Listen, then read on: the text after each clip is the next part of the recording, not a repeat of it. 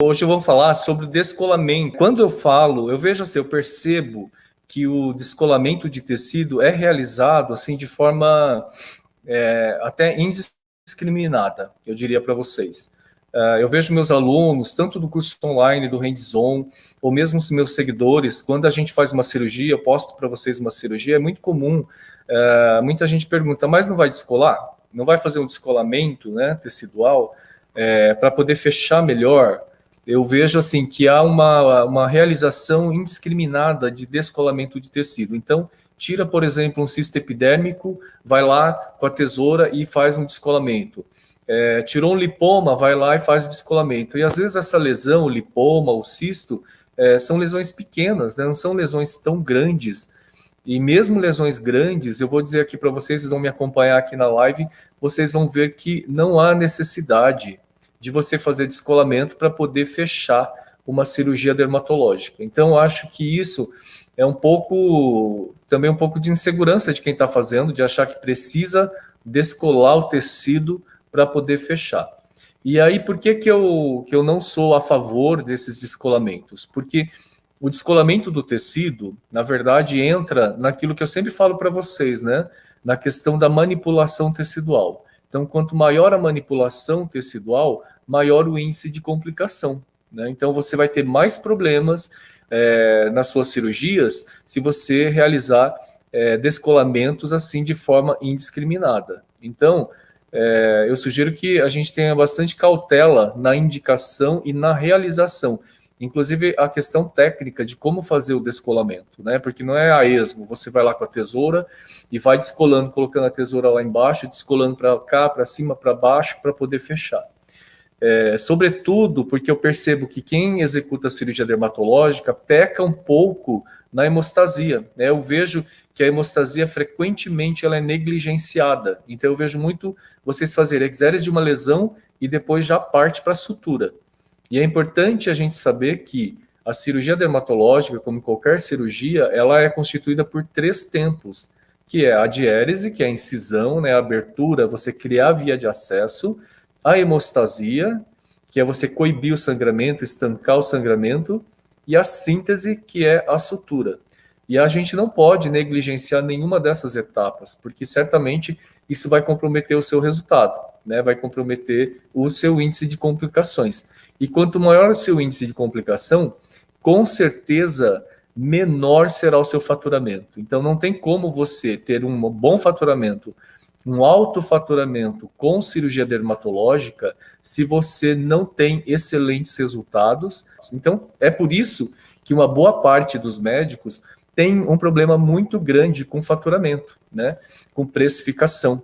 Não só na cirurgia dermatológica, mas também nos procedimentos estéticos, em outros procedimentos e até nos seus atendimentos, porque às vezes a gente não se atenta, né, para isso. Assim como eu percebo que há uma utilização indiscriminada do descolamento dos tecidos, eu vejo que na mesma proporção existe o uso indiscriminado dos pontos internos, sabe? De dar pontos internos. Então, por exemplo, tirou um cisto, o cisto é pequeno, de 1 centímetro, 1,5 centímetros, vamos dar ponto interno.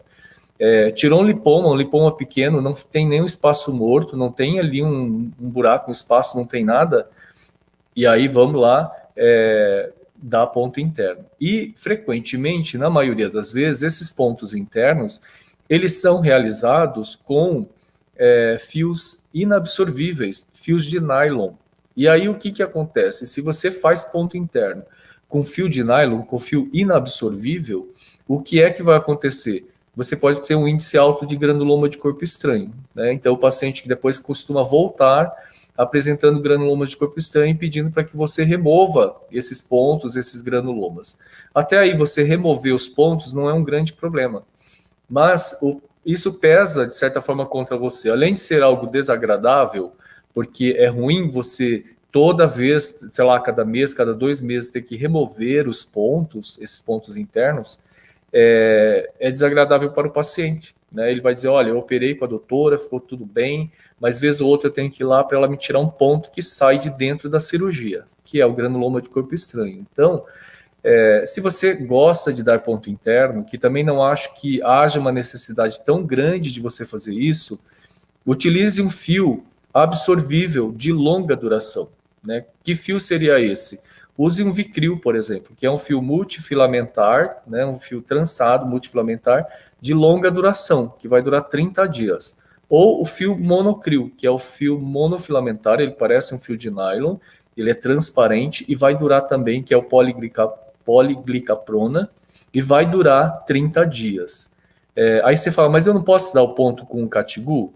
Até pode, só que ele não vai fazer esse papel de fechar totalmente o espaço morto, porque em 7 dias o fio de Catigu ele é absorvido e o espaço morto, se era essa a sua intenção, de fechar o espaço morto, com 7 dias o fio de Catigu foi absorvido e o espaço morto já está lá estabelecido. Então, assim como eu falei que há uma utilização indiscriminada do descolamento dos tecidos, há também a utilização dos pontos internos, né, com fios, e assim, que é ruim com fio inabsorvível, o fio de nylon, que vai causar granuloma de corpo estranho.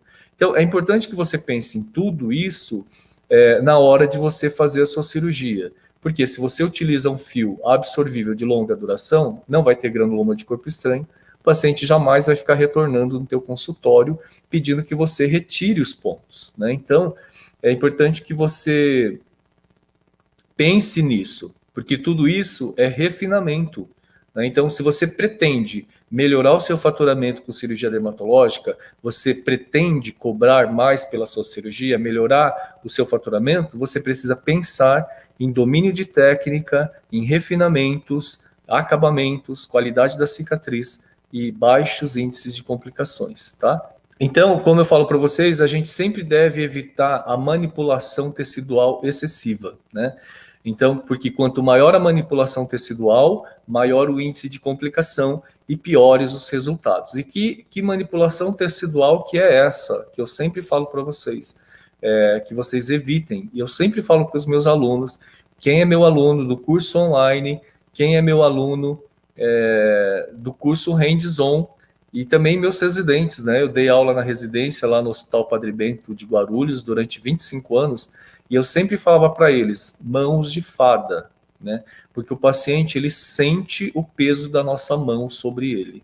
Além dele sentir o peso, que é muito desagradável, você tendo a mão pesada, obviamente que isso vai impactar nos seus resultados de forma negativa, óbvio. Então, é um treino, gente. Ninguém nasce com habilidade cirúrgica, com aquela mão super habilidosa, aquela mão leve, mão delicada. Isso é um treino, né? Mãos de fada, olha lá, o Bruno falou. Eu sempre falo com meus alunos, mãos de fada, porque às vezes eu recebo o meu aluno e ele tem, sim, ele não tem aquele treinamento, né? Não tem o refinamento da técnica. E o primeiro passo para você ter refinamento é você ter as mãos leves, né? Mãos de fada. Então, quando o aluno começa a fazer a cirurgia, eu já logo digo, mãos de fada, né? Não pese sua mão sobre o paciente. E aí, essa manipulação tecidual exagerada, o que significa isso? São os pinçamentos. Então, você está lá fazendo a cirurgia, você está lá com a sua pinça com dente, ou pior ainda, com a pinça sem dente, e é bom vocês lembrarem que a pinça sem dente, ela é muito mais traumática que a pinça com dente. Muita gente pensa, se a pinça tem dente, ela é mais traumática. Não, a pinça com dente é menos traumática. Por quê? Porque ela pega de forma pontiforme. E a pinça sem dente, ela mastiga a borda da ferida, ela macera a borda. Então, se você vai fazer uma sutura e você pega uma pinça sem dente, você está mastigando lá a borda da ferida, né? Isso é manipulação tecidual exagerada. E aí, depois, mesmo durante os meus cursos, às vezes eu mostro para os meus alunos que é possível, às vezes, você fazer a sutura sem nem mesmo pinçar a borda da ferida, entende? Então, você consegue fazer a sua sutura muitas vezes sem nem pegar lá, pinçar a borda para poder passar a sua agulha, tá bom? Então, os pinçamentos exagerados, né, ficar mastigando a borda da ferida, tudo isso a gente pensa que não tem nenhuma repercussão, né, que isso não vai ter nenhuma influência no seu resultado. Então, tudo isso é refinamento, tudo isso é um domínio da técnica, para você, lá na frente, poder faturar com cirurgia dermatológica, para você poder cobrar e cobrar de forma justa, né? Você poder cobrar valores que você acha justo. Então, é importante. Outra questão da manipulação tecidual. Primeiro eu falei do pensamento, agora eu vou falar dos movimentos grosseiros. Sabe aquela coisa de você pegar ali na hora, vai fazer a incisão, sabe aquela mão pesada? Por quê? Se você vai com muita sede ao pote, digamos assim, você vai com a mão muito pesada, você pode cometer uma iatrogenia, porque você pode incisar, aquela lâmina pode correr, ou seja, a incisão que deveria ter, sei lá, 1 centímetro, 2, ela pode correr, pode ficar maior, 5 centímetros. Ou pior, quando você vai, às vezes você vai com muita força, a lâmina aprofunda e você não tem controle do que tem lá embaixo. Pode ter um vaso calibroso, por exemplo, na região temporal, você pode ter artéria temporal superficial, que ela é muito calibrosa, ela é muito... exatamente, ela é calibrosa, é novelada, né? Ela tem muitos ramos aqui, e só quem viu, né, quem esteve, quem presenciou um sangramento de uma artéria temporal superficial vai saber o que eu estou dizendo. É algo extremamente desagradável, né? É algo assustador, digamos assim. Dependendo da experiência do médico, é algo assustador. E aí eu estava falando que tanto o descolamento quanto os pontos internos podem aumentar o índice de complicação. E o ponto interno, qual que é o grande problema, na minha opinião? E que é realizado de forma indiscriminada e muitas vezes com fio inabsorvível. Por exemplo, o fio de nylon. Então, o que acontece? O paciente fica retornando, ele reclama que a cirurgia foi bem, mas que vez ou outra, cada mês, cada 2 meses, ele precisa ir até o seu consultório para solicitar que você retire aquele ponto que fica extruindo, fica aparecendo ali na incisão, né? Então, pontos internos com fios inabsorvíveis, na minha opinião, é muito desagradável. Daí você vai falar, mas eu não posso usar então o fio de Categu, né, que é um fio absorvível? Eu acho que não, se a sua intenção é fechar o espaço morto. Por quê? Porque vai acontecer, em 7 dias o Categu é absorvido e aquele espaço morto ele é restabelecido. E aí não adiantou nada, né? Ocorre que, novamente, o espaço morto está lá e não adiantou nada você dar um ponto com fio absorvível de curta duração, de 7 dias.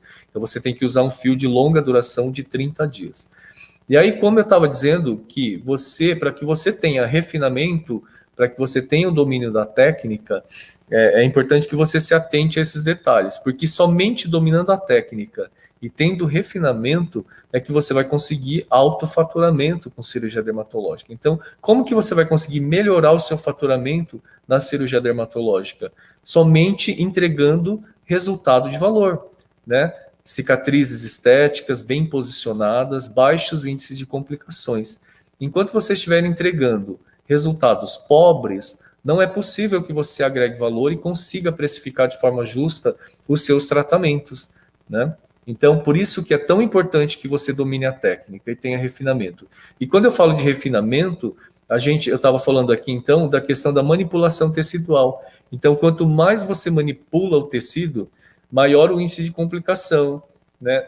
Pior o seu refinamento, piores os seus resultados. E aí você me pergunta, mas então que manipulação tecidual é essa? Então, os pinçamentos que eu falei. Então, quando você vai fazer uma sutura, por exemplo, muitas vezes eu mostro para os meus alunos que nem sempre é necessário você pinçar. Então, você pegar com uma pinça com dente, ela é muito menos traumática do que você pegar com uma pinça sem dente, porque a pinça sem dente, ela vai macerar as bordas da ferida, né? Então, ela é muito mais traumática do que a pinça com dente, porque a pinça com dente, ela pega de forma pontiforme, tá? Então, os pinçamentos exagerados, e às vezes você consegue fazer a sutura sem nem mesmo pinçar a borda da ferida. Você consegue, eu mostro para os meus alunos, você consegue fazer a sutura, às vezes sem nem pinçar a borda da ferida, né? Isso é refinamento. Outra coisa são os movimentos grosseiros, sabe? Trações exageradas, você tracionar muito o tecido, ou você ter a mão muito pesada, que eu sempre falo com os meus alunos, né? Tanto na residência eu falava isso, ou no curso online, ou no curso presencial, eu falo que vocês precisam ter as mãos de fada, né? Porque o paciente sente o peso da nossa mão, para que a gente não vá com muita sede ao pote, com muita força. Porque às vezes, se você vai com muita força, o que acontece? Você pode pegar de forma inadvertida uma estrutura nobre logo abaixo. Então, por exemplo, eu estava falando da artéria temporal. Então, aqui na região temporal, a artéria temporal superficial, ela é superficial. E aí, se você vai com muita sede ao pote, às vezes até com punch, você pode atingir essa artéria, né? E só quem já presenciou o sangramento de uma artéria temporal superficial sabe o desespero que é, o quão desesperador é você presenciar o sangramento de uma artéria temporal superficial, né? Então, por isso eu costumo falar para os meus alunos que a região temporal na face é uma zona perigosa, por causa da artéria temporal superficial e também por causa do nervo, né? O ramo temporal superficial, que é ramo do facial, que é responsável pelo movimento do terço superior, do supercílio, da fronte, né? Do terço superior da face. Então, é super importante que a gente tenha as mãos leves, como eu falo para os meus alunos, mãos de fada, né? Mesmo até para fazer um punch. E eu sempre falo, você vai fazer o punch, você vai fazendo o movimento num sentido só, quando você vence a resistência da pele, você já deve parar, porque se você continua, você pode pegar um nervo, pode pegar um vaso, uma artéria, por exemplo, né? Então, às vezes, a gente precisa treinar as mãos leves, a gente precisa treinar a delicadeza, porque esse movimento, essa delicadeza, essa mão leve é que vai te trazer precisão. Precisão do ato cirúrgico em si e precisão de resultados, entende? Os resultados serão muito mais precisos e serão muito mais previsíveis, sabe? Você não vai ter aquela coisa que você faz a cirurgia e fica rezando para que fique tudo bem, para que o paciente não sangre, para que o resultado fique bom, para que a cicatriz fique boa. Então fica tudo muito mais previsível. E um detalhe tão simples que é a leveza da mão, né? Então, os pinçamentos, os movimentos grosseiros, as trações, eu vejo que muitas vezes vocês tracionam muito os tecidos, sabe? É importante que a gente tenha essa delicadeza. Outra coisa que eu vejo que os médicos gostam muito de fazer é de secar. Então, por exemplo, pegou um cisto epidérmico, aí tá lá, achou o cisto, já começa com a tesoura e vai dissecando. E disseca para cá, disseca para lá, pega o Kelly, vai dissecando. Primeiro que você pode romper o cisto, e o que é ainda pior, você pode seccionar um ramo de um nervo ou de um vaso, né, uma artéria, uma veia. E aí sangra muito a cirurgia, né, tem um sangramento exuberante. E obviamente que isso aumenta o índice de complicação, porque você tem um sangramento maior, você tem um descolamento maior, você pode desvascularizar os tecidos, você pode ter hematoma, você pode ter hemorragia, e consequentemente pode ter infecção, deiscência e assim vai. Então, eu também eu não recomendo, assim, eu recomendo que meus alunos não façam essas dissecções, essas divulsões às cegas, sabe, de forma assim indiscriminada. Então vocês vão ver nas minhas aulas, nos meus cursos, que não tem essa coisa de movimento grosseiro, brusco, e aí, consequentemente, os alunos sempre falam, nossa, doutor, as suas cirurgias sangram tão pouco, você tira um cisto epidérmico, você tira um lipoma e quase não sangra. Justamente por isso, porque você respeita os tecidos, né? Você incisa, você corta com a lâmina de bisturi, por exemplo, eu tiro o cisto epidérmico, descascando ele, porque existe um plano de clivagem. Então, quando você entende desses planos de clivagem, de separação entre os tecidos, esses planos anatômicos, e você secciona exatamente nos planos anatômicos, de forma precisa, você tem pouquíssimo sangramento, a cirurgia é muito mais rápida. Você tem baixos índices de complicações, né? Todas essas que eu já falei. Então, você vai ter melhores resultados. E isso tudo é refinamento. É você dominar a técnica. E é isso que vai te melhorar o faturamento. É isso que vai fazer com que você entregue resultado de valor e você vai aumentar, dobrar, triplicar o seu faturamento com cirurgia dermatológica, né? São detalhes tão simples que, na verdade, vão fazer a maior diferença lá na frente, tá? E aí, outra coisa, por exemplo, a eletrocoagulação exagerada. Uma coisa que eu vejo muito, né, quem faz cirurgia dermatológica, é que acaba negligenciando a hemostasia, né? Como eu sempre falo, então, a cirurgia ela tem 3 tempos, a cirurgia dermatológica também, assim como a cirurgia geral, a cirurgia plástica. Então, ela é composta por 3 tempos, que é a diérese, a hemostasia e a síntese. E você não pode negligenciar nenhuma dessas etapas. Eu vejo muito que quem faz cirurgia dermatológica frequentemente faz a diérese, que é a diérese é a incisão, a secção dos tecidos. É você criar uma via de acesso, né? Então faz-se isso. Depois já pula, já tirou a lesão, aí já pula para a sutura. Então, para a síntese. E não faz muitas vezes a hemostasia. E muitas vezes eu vejo o aluno falar assim, mas doutor, nem está sangrando, por que eu vou fazer hemostasia? Você vai fazer hemostasia porque às vezes você usou um anestésico com vasoconstritor. E aí, aquele local não está sangrando, ou está sangrando muito pouco, porque ela está sob efeito vasoconstritor, né, da adrenalina. Mas depois de 2 horas, aquele efeito vasoconstritor ele vai passar e vai ocorrer o efeito rebote, que é a vasodilatação. E aí o paciente vai sangrar, sabe aonde? Na casa dele, na rua. E às vezes o seu consultório já está fechado, você não está mais lá. E aí pode acontecer um grande problema, né? O paciente não vai encontrar onde ser atendido, às vezes ele vai para o pronto-socorro, o médico que está no pronto-socorro não sabe, muitas vezes, tratar aquele problema, porque ele não é daquela área, daquela especialidade, né? Às vezes é um clínico, e aí como que fica? Né? Além de não solucionar o problema do paciente, pode acontecer de falarem algo desagradável para o paciente a seu respeito, né? Então, você vê como que uma coisa tão simples pode desencadear uma dor de cabeça enorme, enorme, tá? E aí, ao mesmo tempo que eu digo para vocês que é muito comum que quem faz cirurgia dermatológica negligenciar a hemostasia, por outro lado, eu vejo que entra nessa coisa da manipulação tecidual exagerada. Então, às vezes, vai fazer, por exemplo, uma eletrocirurgia, uma eletrocoagulação, e vocês sabem que eu não gosto também de fazer eletrocirurgia assim, para todas as lesões, né? Por exemplo, ceratose seborreica. Muita gente adora fazer eletrocirurgia. Acontece que isso acaba levando a discromias, né, cicatrizes inestéticas, hipercromias, tudo bem que você consegue tratar, mas e as acromias ou hipocromias? É um grande problema, né? Então eu vejo que há um exagero, então vai cauterizar, queima tudo, né? Queima tudo. Todo lugar que está sangrando um pouquinho, aí já queima muito.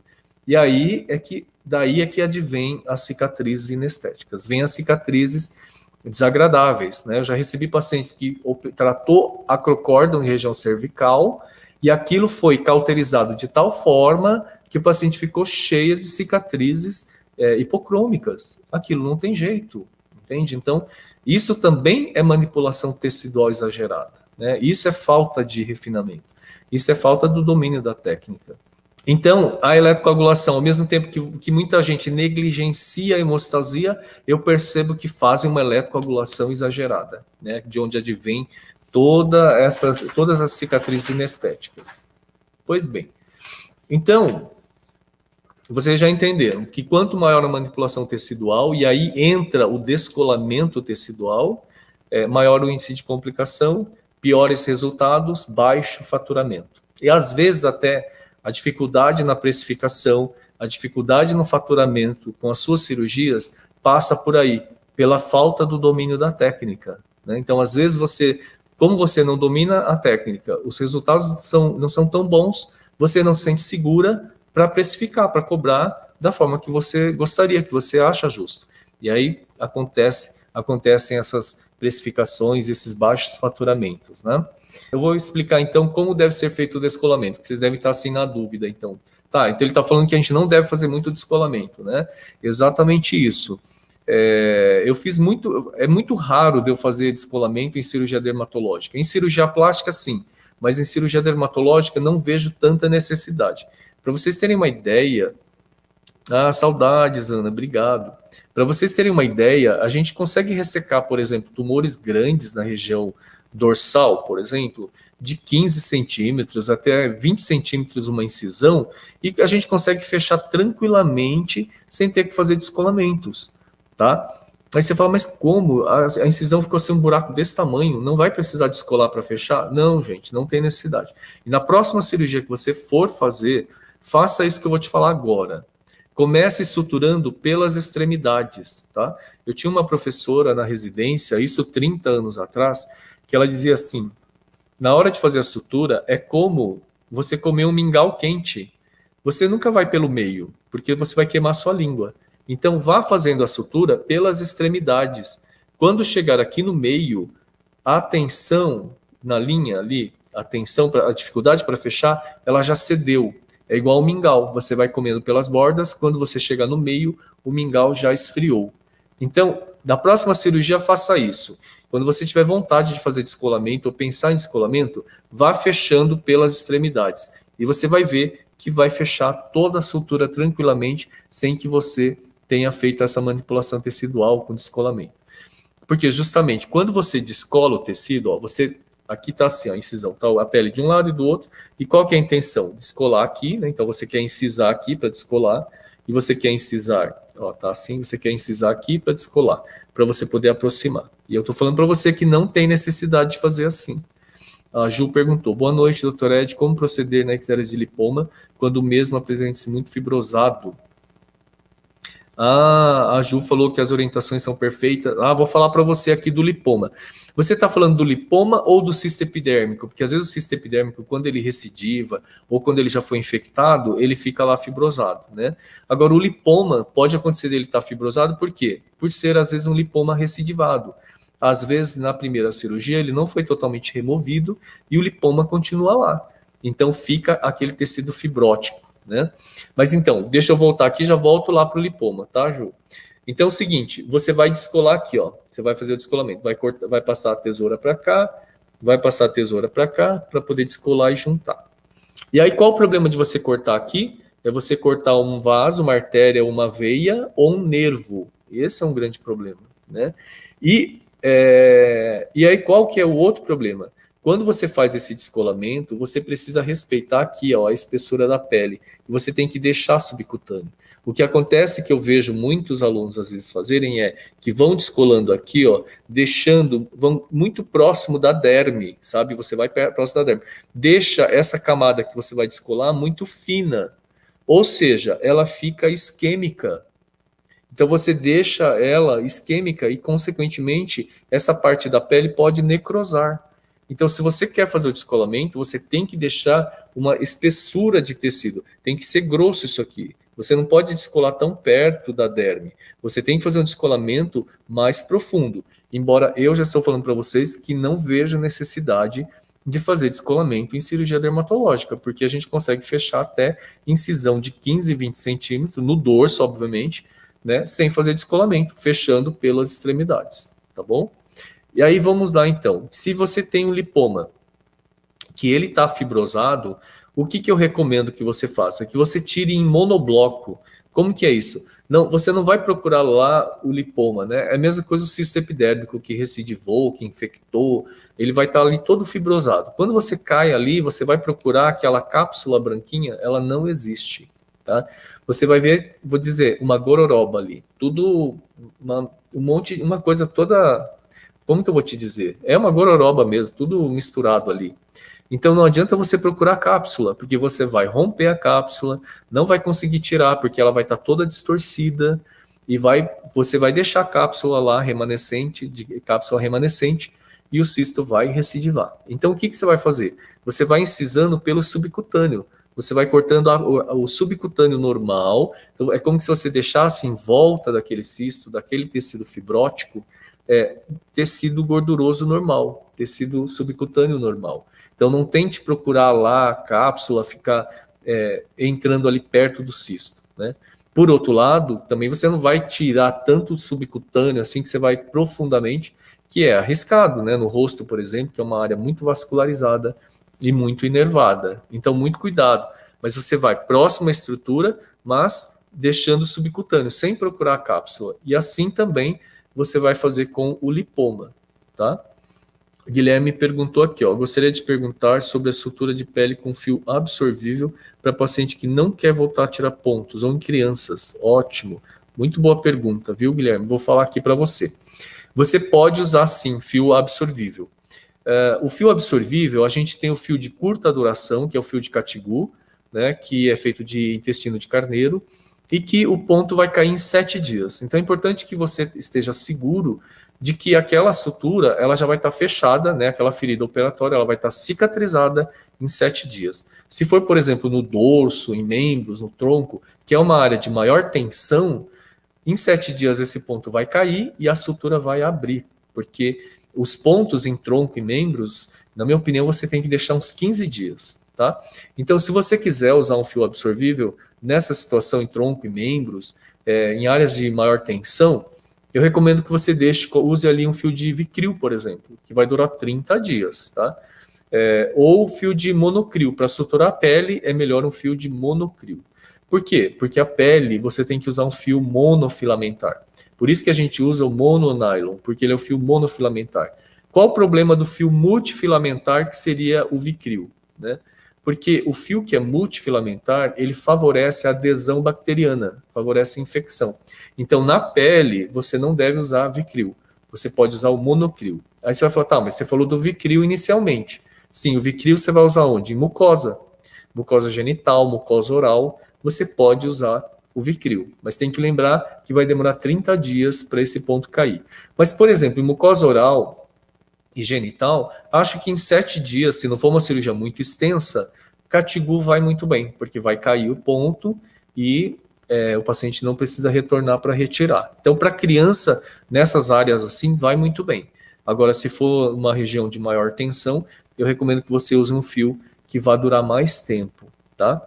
Agora, entra aquela questão também, esse ponto vai ficar 30 dias, então isso também não é muito bom, porque aquilo pode inflamar. Imagina o ponto ficar ali 30 dias, né?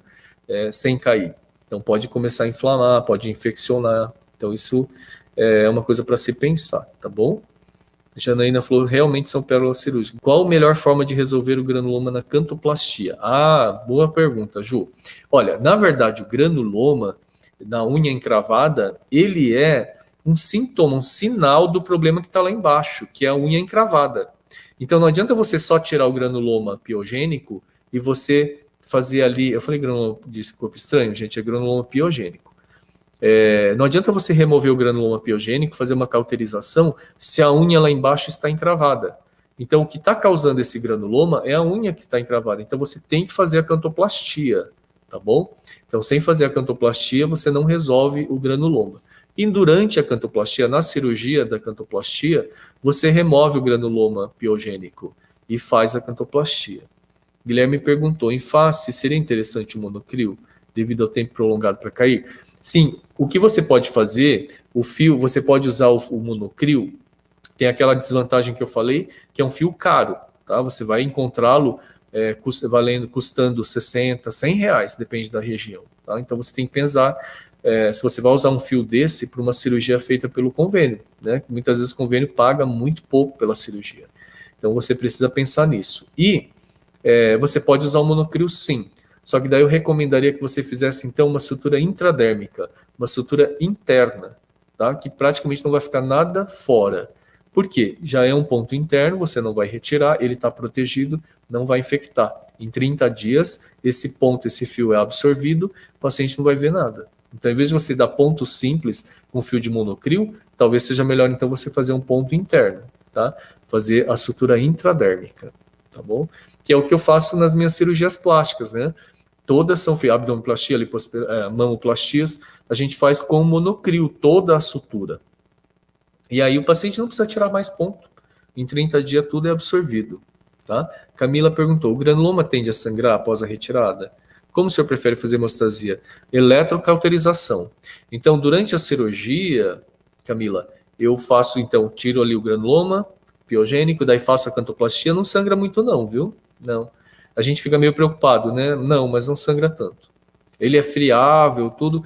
Se sangrar um pouco mais, você pode fazer a cauterização ali, elétrica, mas você pode até fazer a cauterização química com fenol, porque eu faço as duas técnicas na cantoplastia. Eu faço com fenolização ou faço com bisturi elétrico. O convênio vou de nylon mesmo, exatamente. Catigu tem muita reação? Por isso perguntei do monocryl. Sim.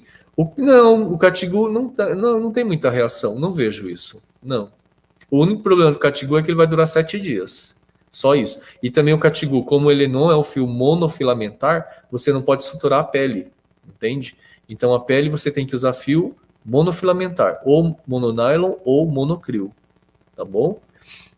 A Ju falou assim, queria saber se a cauterização seria melhor. Isso mesmo, pode cauterizar com bisturi elétrico, tá? Sem problema nenhum. Então, eu já falei como que você tem que fazer o descolamento. Embora eu já falei para vocês que não há necessidade, não tem necessidade de fazer descolamentos assim, de forma indiscriminada, tá? Você consegue fechar tranquilamente a sua cirurgia, experimente não fazer descolamento, que você vai ter melhores resultados, você vai ver que vai sangrar bem menos a cirurgia, não vai fazer hematoma, vai diminuir o seu índice de infecção, e aí você vai ter refinamento, você vai ter o domínio da técnica, e certamente vai melhorar o seu faturamento, tá? Finalização não tem no convênio. Ah, olha, deixa eu falar uma coisinha aqui para vocês, viu? Vocês que estão aqui me acompanhando. Gente, é uma coisa não a curto prazo, pode ser a médio e longo prazo. E eu sei que não é fácil, né? Eu nunca atendi convênio, viu? Então, coloque uma coisa na cabeça de vocês: o convênio sempre vai explorar a mão de obra do médico. Então, procurem começar a estudar estratégias para vocês atenderem particular. Vocês não precisam abandonar o convênio totalmente, mas vocês podem começar a atender mais particular, entende? Separar uns dias para atendimento particular e uns dias para atendimento de convênio. Não pode também misturar tudo, porque as necessidades são completamente diferentes desses dois públicos, tá bom? E vocês vão ter melhores resultados na questão do faturamento com cirurgia dermatológica, tá bom? E, inclusive, se tem algumas cirurgias que o convênio não cobre, ótima oportunidade para você fazer de forma particular, tá bom? Mas não pode errar na precificação. A Ju falou, tenho insegurança com lipoma, às vezes abre e só vejo fibrose, muito duro. Devo ir retirando em monobloco com bisturi ou em tesoura? Devo descolar o máximo possível? Não, não descole, porque você pode causar uma iatrogenia, né? Você pode seccionar vaso, nervo. O que acontece que às vezes vocês não acham o lipoma, é que vocês fazem a incisão e o que acontece? Vocês acham que o lipoma já está ali. E ele não está ali. Quando você incisa a pele, o que você encontra é o tecido celular subcutâneo normal. O lipoma, ele está ainda abaixo, entende? Então você precisa incisar um pouco mais devagar, obviamente. Incisa mais. Sempre a incisão deve ser de milímetro em milímetro. Você vai aprofundando de milímetro em milímetro, tá? Então você vai aprofundando e aí você vai chegar na pseudocápsula do lipoma. Às vezes o que pode estar acontecendo, Ju, é que você está já procurando o lipoma onde ele não está. Então, às vezes, você já está dissecando ali o subcutâneo e não é ali que ele está. O lipoma, ele está abaixo do subcutâneo. Então, você vai incisar a pele, aí você vai incisar o subcutâneo mais ou menos 5 milímetros, né? E aí depois você vai sentir que tem uma pseudocápsula, assim, que você incisa e o lipoma já começa a dar uma saltadinha assim para fora. Aí você chegou no plano.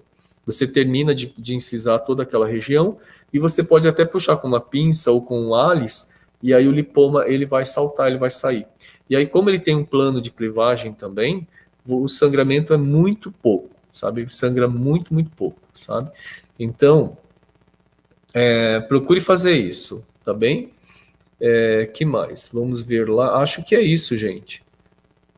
Não faça grandes descolamentos, não faça dissecções assim muito distantes da lesão, porque vai aumentar o seu índice de complicação, tá bem? Bom, gente, é isso. Eu queria agradecer aqui a presença de todos, dizer que eu adorei, que é sempre muito bom estar aqui com vocês.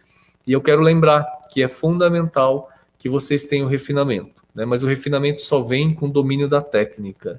E é isso que vai te trazer alto faturamento, tá bom? Com cirurgia dermatológica, porque é possível, sim, altos faturamentos com cirurgia dermatológica. E eu quero ensinar isso para vocês. Gente, tchau, tchau. Boa noite.